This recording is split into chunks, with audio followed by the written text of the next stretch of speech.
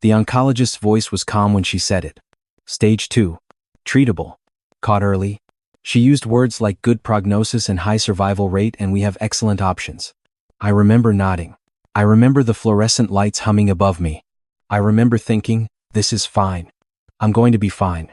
What I didn't expect was my wife sitting across from me in the car afterward, not reaching for my hand, not crying, not saying anything reassuring. She was quiet for a long time, staring out the windshield at the gray parking garage wall. Then she said, very evenly, I need you to understand that I can't do this. I turned to look at her. I didn't sign up for this, Marcus. Hospitals, treatments, I can't be someone's caretaker. That's not who I am. My name is Marcus Hale. I'm 31 years old. 6 weeks ago, I was sitting in a parking garage listening to my wife of 4 years tell me that a cancer diagnosis was her exit cue. And I just sat there, completely still, looking at the side of her face while she stared at that wall. I said, okay. She finally turned to look at me, surprised by how calm I was. Okay, I said again. I understand. She exhaled. Relieved. Like I'd just agreed to return something she'd bought and didn't want anymore. I think it's better if we do this quickly. Clean. No drawn-out thing. She was already reaching for her phone. I nodded once.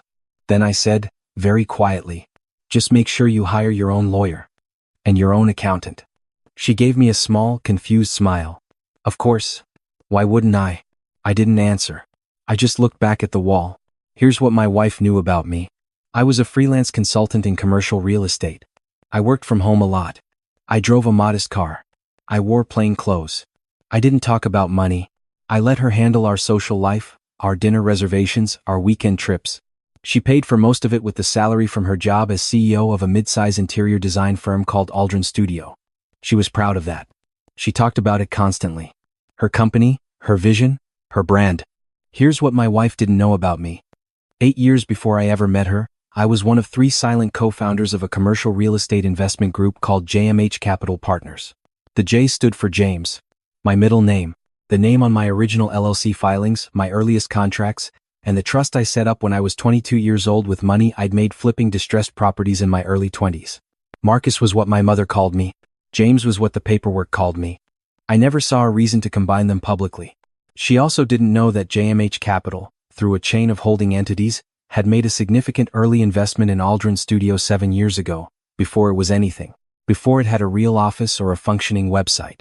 The founder, a woman named Patricia Aldrin, had needed a capital injection to survive her first year. She got it through a venture arm that traced back, through 2 shell companies. To me, Patricia knew. She'd always known. She sent me quarterly reports and a Christmas card every year. But Patricia had retired 2 years ago and handed the company to a hand-selected CEO. Her hand-selected CEO turned out to be the woman I'd married. I hadn't planned that. Life has a strange sense of irony. My wife had no idea that the company she ran, the company she called her life's work, the company whose name she said with that particular lift in her voice, had a silent majority stakeholder. And that silent majority stakeholder was the man she'd just told to find his own caretaker. I didn't say any of that in the parking garage. I just said, okay. 2 days later, her lawyer called mine. My lawyer's name is Daniel Cho. He's been my attorney since I was 23. He knows everything. He is, as he describes himself, aggressively boring in court and devastatingly thorough in paperwork. When I called him that evening to explain what was happening, he was quiet for a moment and then he said, do you want to protect or dismantle? I thought about it. Neither, I said. I just want to step back. Remove myself cleanly. Whatever is mine stays mine. Whatever was hers can go with her. And the Aldrin situation? That, I said, will handle itself. She moved fast. Within a week, she had already shifted into a separate bedroom. Within 2 weeks, she had introduced a man named Garrett on her Instagram with a photo of them at a rooftop dinner, captioned simply New Season. Garrett was handsome in the way that required maintenance. He wore shirts that were too fitted and smiled like someone who'd practiced in a mirror. I'd seen him before, at one of her company events. He worked in marketing. Specifically, he worked in Aldrin Studios' marketing department. She didn't think I noticed. She didn't think I noticed a lot of things. I started my treatment quietly. My oncologist, Dr. Reyes, had a matter-of-fact warmth that I appreciated. She didn't sugarcoat things and she didn't catastrophize. She said I had work to do and she mapped it out clearly. I like that. I'm a systems person. Give me a clear problem and a defined process and I'll execute it. While I was at my first infusion session, my phone buzzed with a text from her. It said, simply, "The filing should be done by end of week. Please don't make this complicated." I read it twice. Then I put my phone face down on my knee and looked out the window of the infusion center at the parking lot below. A woman was loading groceries into a minivan. She dropped a bag, caught it, kept going. Just kept going. I texted back, "Okay." She interpreted my silence as defeat. That was her first mistake. Her second mistake was telling her sister, loudly, at a brunch that two of my friends happened to be at, that Marcus had basically signed over everything without even putting up a fight. She said it like it proved something about my character. Like my calmness was weakness rather than patience. My friends texted me about it afterward, concerned. I told them I was fine and that the situation was being handled. The divorce proceedings moved along. Daniel handled everything on my side. There was remarkably little for her to contest because, as she and her lawyer discovered once they actually looked at the documentation, there was remarkably little in both of our names jointly. Our shared bank account had a modest balance. The house was mortgaged under my name, but the mortgage had been drawn against a property I owned outright through one of my holding companies, which meant it was mine regardless. The 2 cars, mine. The savings bonds she thought were a joint investment, initiated under my alias 3 years before we were married, legally mine. Her lawyer called Daniel and apparently used the word unusual several times. Daniel said that he explained everything patiently and professionally and that by the end of the call, her lawyer had gone very quiet. She didn't go quiet. She called me directly. "What is going on?" Her voice had an edge she usually reserved for contractors who miss deadlines. "My lawyer says everything is in your name. The house, the car, the investments. What did you do?" "I didn't do anything," I said. "Those things were always in my name. Marcus, we were married for 4 years. We were," I agreed. "But I set those up before we met. I never changed anything because I didn't think it would matter. I didn't think we'd be here." Silence. Then, "The joint account barely has anything in it." "I know. We both put in the same amount every month. For household expenses. Which is what I told you it was for." More silence. She was recalibrating. I could feel it through the phone. "You said you were a consultant?" "I am a consultant. Among other things." "What other things?" I let the pause sit for a long moment. Then I said, "You never asked." She hung up. "I want to be honest about something. It would be easy to paint this as a clean revenge story. Wronged man, predatory wife, karmic collapse. Life is messier than that. I had loved her, genuinely, in the beginning. She was intelligent and driven and she laughed at things that most people didn't find funny. I had admired her ambition before I understood that her ambition didn't leave room for anyone who wasn't performing at full capacity. I was not a villain in her story. I was an appliance that had stopped working. She decided to upgrade. I didn't hate her. I just stopped protecting her. And there's a difference. The difference started to become visible about 3 weeks after she filed. She had, in the interim, moved into a furnished apartment using savings from her personal account. Garrett was around frequently enough that someone started sending me photos, which I didn't ask for and told them to stop. She kept posting, coffee shop mornings, workouts, new outfits, the performance of liberation. Then the first quarterly board meeting of JMH Capital's portfolio companies happened. I attended remotely. I hadn't attended one in almost 2 years, having stepped fully back from operational involvement. But Daniel had advised me to be present for this one, given what was coming. The agenda included a review of Aldrin Studios' financial performance, a discussion of the succession plan since Patricia's retirement, and a vote on whether to trigger the founder's buyout clause that had been sitting dormant in the original investment agreement. The buyout clause had specific language. If JMH Capital determined that the company had materially deviated from its founding vision or if the operational leadership had created conflicts of interest that threatened the investment, JMH had the right to initiate a leadership transition. It was standard language. It was language that Patricia had insisted on, actually, because she'd been burned before by investors with no teeth. Garrett worked in the marketing department. My wife had been sleeping with someone who reported to her. That was a conflict of interest clearly enough on its own. But Daniel had also found, in the last 6 months of quarterly reports, a pattern of expense approvals that didn't hold up under scrutiny. Personal spa appointments billed as client entertainment. A weekend in Napa listed as a brand retreat with only 2 attendees, one of whom was Garrett. The board met. I was a square on a screen in the corner. I said almost nothing. I didn't need to. The documents did the talking. The vote was 3-1 in favor of initiating the leadership transition clause. She found out on a Tuesday. I know this because Daniel called me afterward and described it, professionally, as an escalated situation. She had arrived at work that morning, been asked to meet with the board liaison in the conference room, and had been informed that pending a formal review, she was being placed on administrative leave while the board assessed the expense irregularities and the HR concern. She asked who had raised the HR concern. The board liaison said it had been anonymous. She called me 17 times between 10 a.m. and noon. I was at my second infusion appointment. I had my phone silenced because the nurses asked patients to keep things quiet. I saw the notifications afterward and waited until I was in my car before I listened to the voicemails. The first 4 were angry. That compressed, controlled anger she was good at, where she was technically calm but every word had pressure behind it. She said things like, "I know this is you, and you're going to regret this and my lawyer will be hearing about this." The 5th one was different. Her voice had shifted. She said, "Marcus, I don't understand what's happening. Can you just call me back? Please?"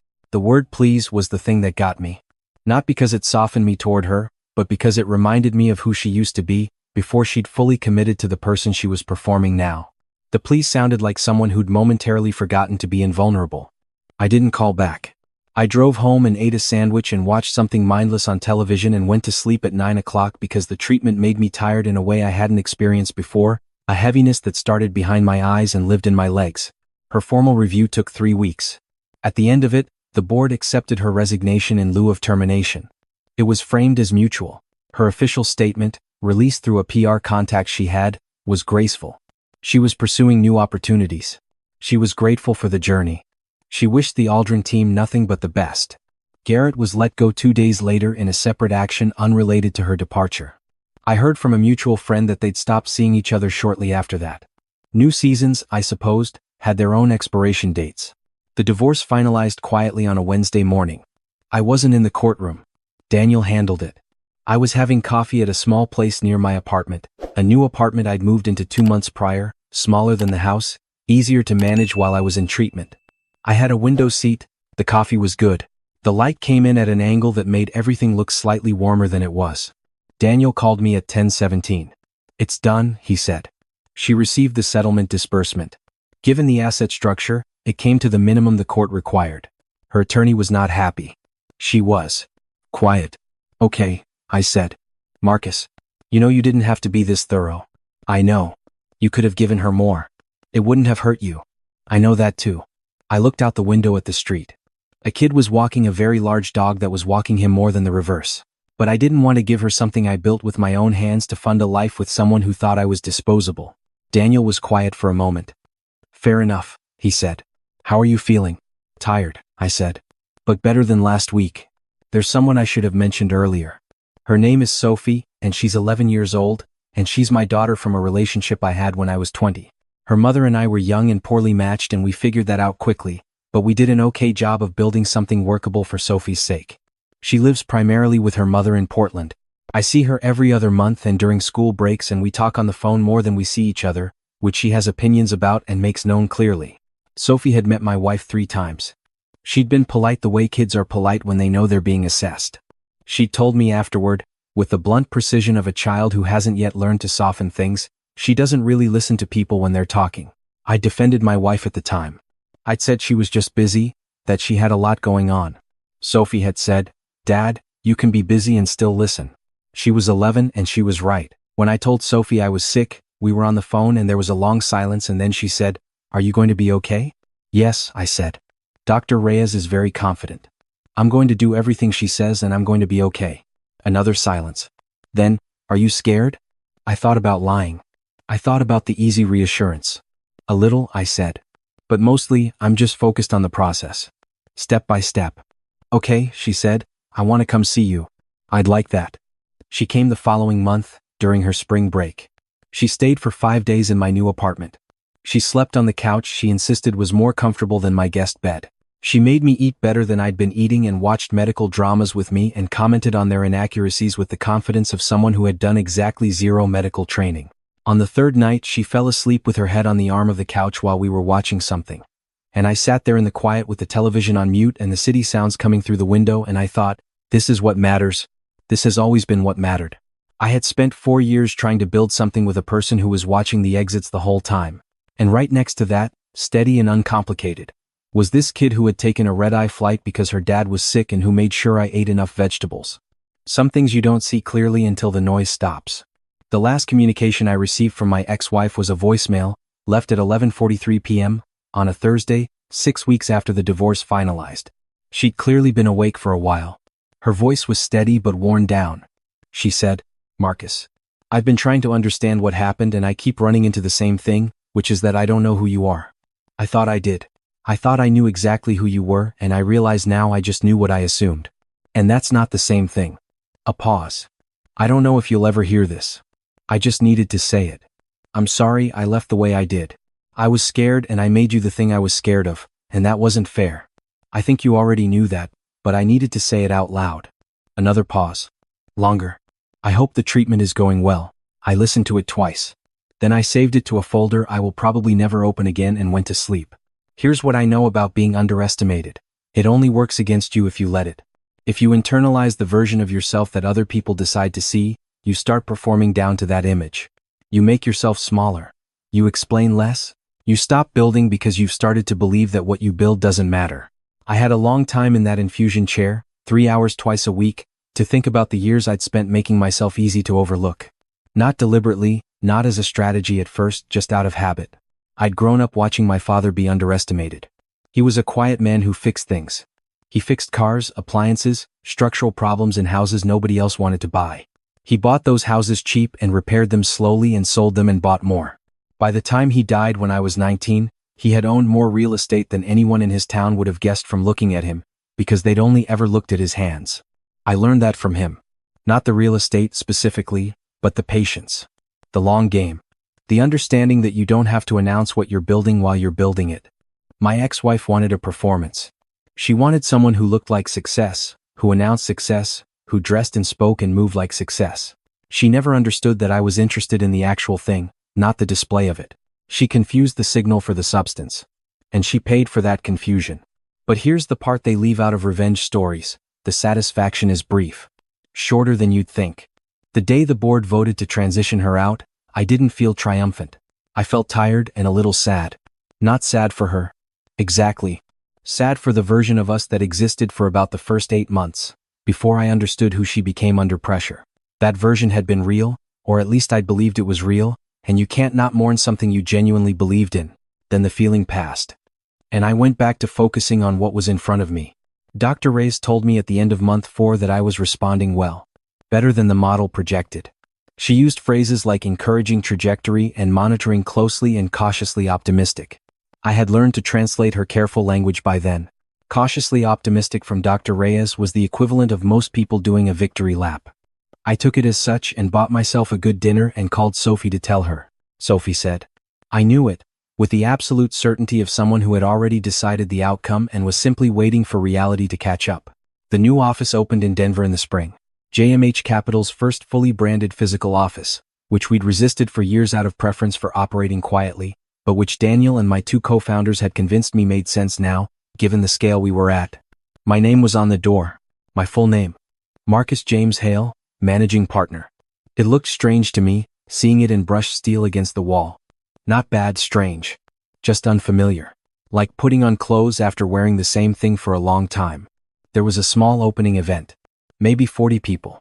My co-founders, our legal team, a few key relationships we'd built over the years. Sophie came.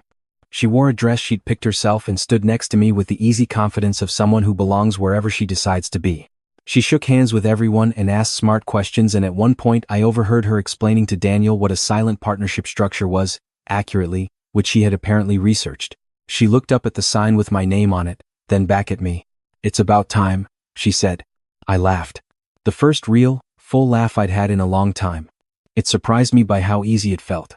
Here's the last thing I want to say. Because it's the thing that actually matters. I'm not telling this story because I want anyone to feel sorry for me, or because I want anyone to think my ex-wife is a monster. She isn't. She's a person who made a series of choices under pressure that revealed something true about her values, the same way pressure always does. She wanted a life that looked a certain way, and I stopped fitting the aesthetic. That's not evil. That's just a particular kind of shallowness that some people never grow out of. And I'm not telling it because the financial outcome is the point. The money was always going to be fine. I knew that from the minute she handed me that moment in the parking garage. She didn't have the capacity to hurt me financially because I'd spent years being careful in ways she never noticed. I'm telling it because of the 11 days I spent after the diagnosis before she said what she said, when I was still absorbing the information and being afraid of it in the private, quiet way that fear actually works. Nothing like the movies, just a persistent weight in the chest that follows you from room to room. During those 11 days, she didn't ask me how I was feeling once. Not once. She was present, physically, and she was absent in every way that mattered. And I realized, somewhere in those 11 days, that I had been doing a version of this for our entire marriage. Being present physically. Being absent in the ways that might have helped, not lying, but not correcting her assumptions either. Letting her believe whatever version of me was easiest. Not hiding exactly, but not showing either. That's on me. I own that, sitting in those infusion chairs with nowhere to be and nothing to look at but my own history. I think the truest version of the lesson is this: some people will only ever see the wheelchair, not the man in it. And you can spend a lot of energy trying to make them see differently. Or you can simply decide that their vision of you is not the truth of you, build accordingly, and let the results speak for themselves. The results are speaking. My hair is growing back. Dr. Reyes is calling this a complete response. Complete response is her most optimistic category. I've learned. I'm in complete response. Sophie is coming to visit in 3 weeks. She wants to try every coffee shop in Denver, which she has apparently already mapped and ranked, and she wants to go to a specific hiking trail she saw on a travel account she follows, and she wants to see the office again, she said, because she wants to show a friend a photo of her name on the wall. Her name isn't on the wall. I told her this. She said, not yet. I didn't argue. You don't argue with someone who has already decided something. You just wait and see what they build. I learned that from my father. The same quiet man with calloused hands who built more than anyone expected, in the places no one thought to look. I am my father's son, it turns out. I just took a while to fully step into it. And now the door has my name on it. The full name. All 3 words. And I'm not shortening it for anyone.